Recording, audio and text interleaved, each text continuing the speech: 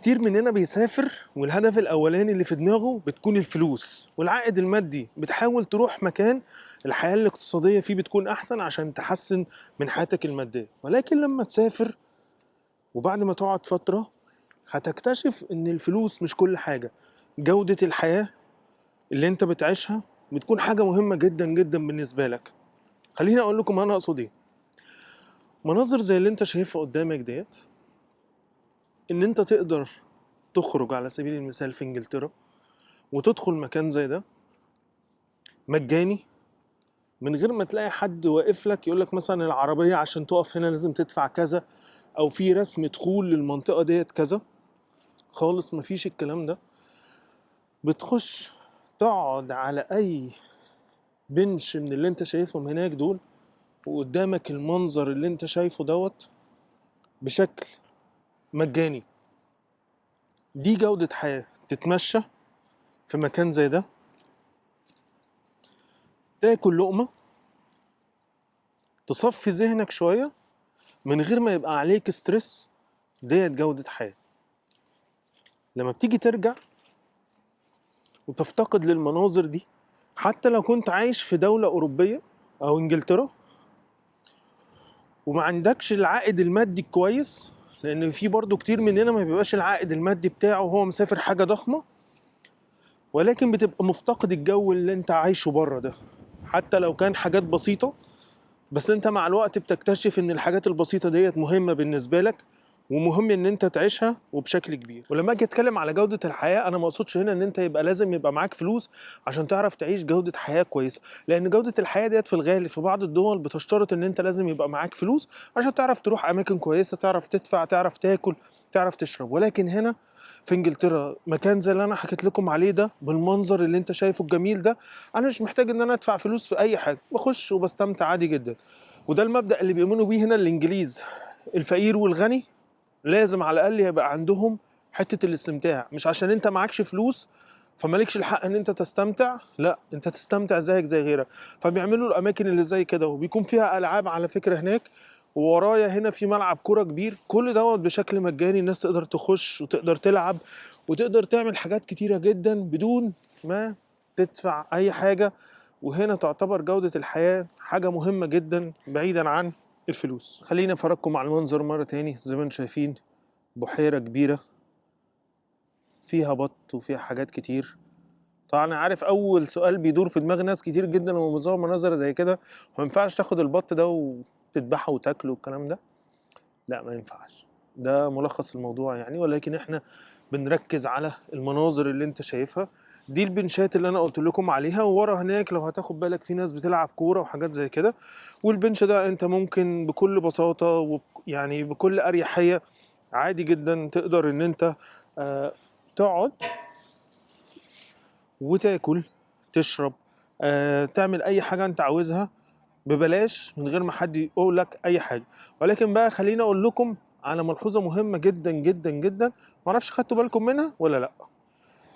الملحوظة رقم واحد وهو نظافة المكان. هتلاحظ في الارض الممر اللي انا ماشي فيه نظيف جدا، مفيش ورقة مرمية على الارض.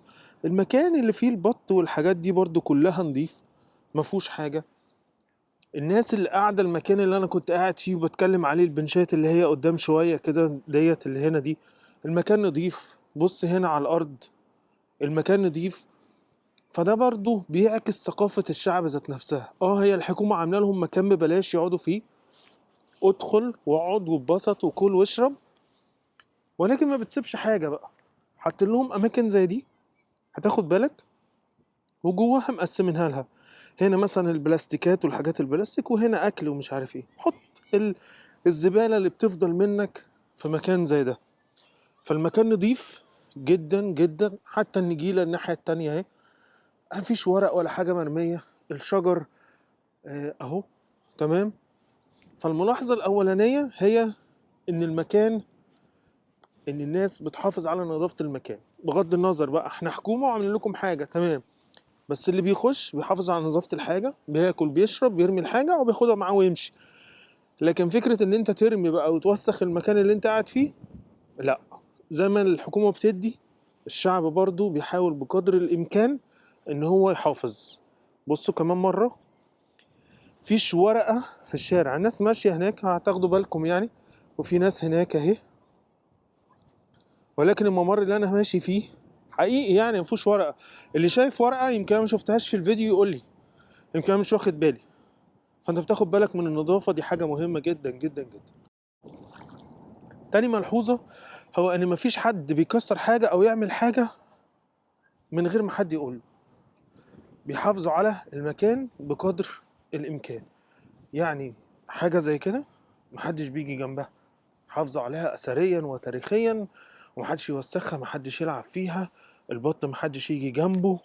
الزرع حتى لو في حاجة زي كده البط واقف عليها يسيبوها، دي الحكومة هي اللي عاملاها لهم على فكرة عشان يقفوا عليها.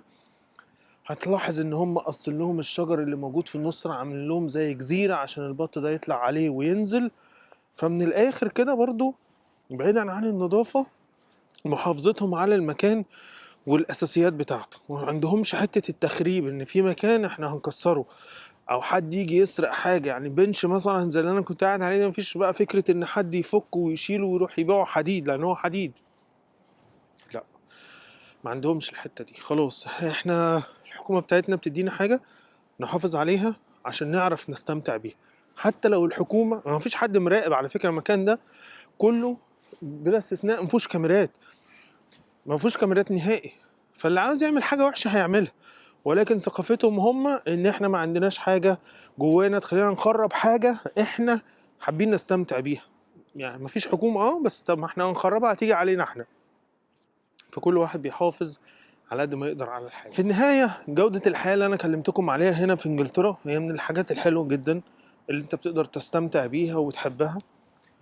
حتى لو معاك فلوس او معاكش فلوس، الناس بتحافظ على الحاجة، الحكومة بتقدم حاجة، بغض النظر عن اذا كان انت دخلك غني او فقير، بتعرف تستمتع بجودة الحياة هنا.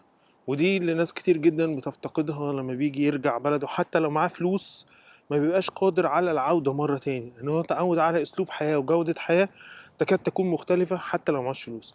أنا حابب طبعا أسمع رأيكم في التعليقات، إيه رأيكم في الأماكن دي، وإيه رأيكم في جودة الحياة اللي أنا كنت بكلمكم عليها. ونشوفكم في الفيديو اللي جاي على خير. مع السلامة.